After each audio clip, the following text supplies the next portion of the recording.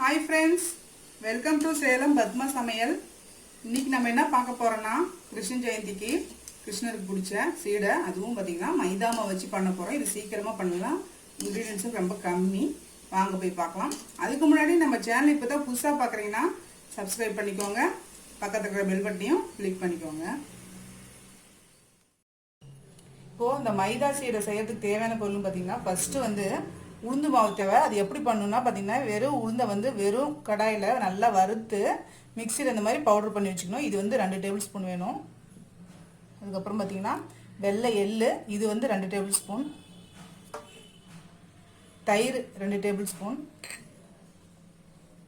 மஞ்சப்பொடி 2 சிட்டிகை, உப்பு தேவையான அளவு, பெருங்காயம், நெய், மைதா 100 கிராம், கோதுமை மாவு 100 கிராம். பாருங்க, நான் வந்து ஒரு பேன் வச்சுருக்கேன். ஃபஸ்ட்டு இந்த மைதா மாவையும் கோதுமை மாவையும் போட்டு வறுத்து எடுத்துக்கலாம். மீடியம் ஃப்ளேம்லேயே வச்சு வறுத்துக்கலாம்.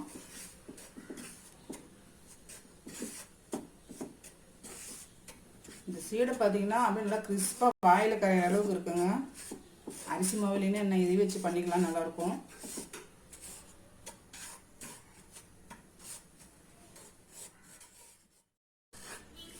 பாருங்க, நல்லா வந்து வறுக்கும்போது வாசம் வரும், ரொம்ப தீச்சிடக்கூடாது. பாருங்க, ஓரளவுக்கு லைட்டாக கொஞ்சம் கலர் சேஞ்ச் ஆகிடுச்சு. பார்த்தீங்கன்னா மாவு தொட்டிங்கன்னா சுடுது, அந்த அளவுக்கு இருந்தால் போதும். வந்து ஸ்டவ் ஆஃப் பண்ணி வச்சிடலாம். இப்போ பாருங்கள், அந்த மாவு வறுத்த மாவு நான் இதில் கொட்டி ஆற வச்சிட்டேன். இப்போ இதில் வந்து 2 ஸ்பூன் நெய்,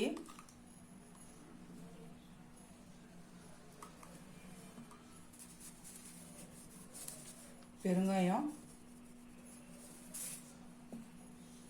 உப்பு, மஞ்சப்பொடி,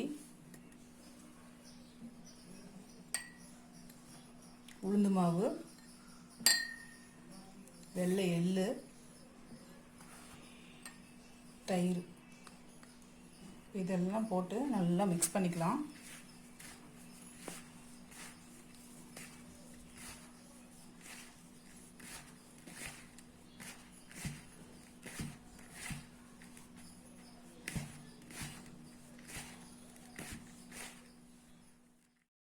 இப்போது தண்ணி நம்ம கொஞ்சம் கொஞ்சமாக தெளித்து பிசைஞ்சிக்கலாம்.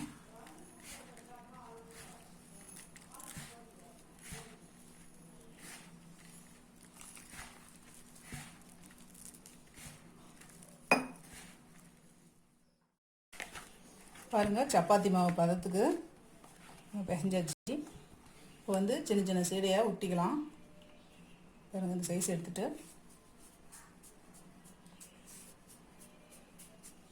இந்த மாதிரி எல்லாம் சரியாக ஊற்றிக்கலாம்.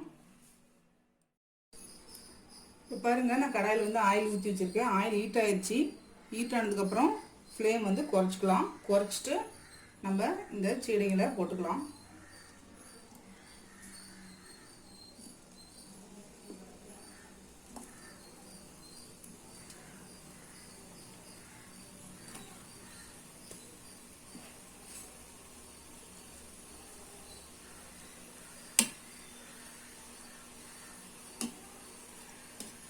இந்த சீடை பொரிக்கும் போது என்னன்னா நமக்கு வெடிக்காது, பயப்படாமல் செய்யலாங்க.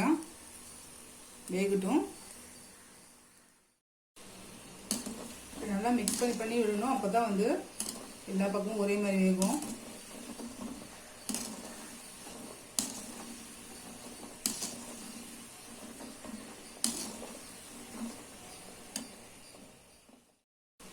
இப்போ ரெடி ஆயிடுச்சு, எடுத்துடலாம். நம்ம மைதா சீடை ரெடிங்க. பாருங்க, நம்ம செஞ்ச மைதா சீடை ரெடி ஆயிடுச்சுங்க. இது பார்த்தீங்கன்னா சீக்கிரமாக பண்ணிடலாம். பார்த்தீங்கன்னா வீட்டில் இருக்கிற பொருளே வச்சு வந்து டேஸ்டான ஒரு சீடை பண்ணிடலாம். இந்த வீடியோ உங்களுக்கு பிடிச்சிருந்தாக்க லைக் பண்ணுங்கள், ஷேர் பண்ணுங்கள், கமெண்ட் பண்ணுங்கள்.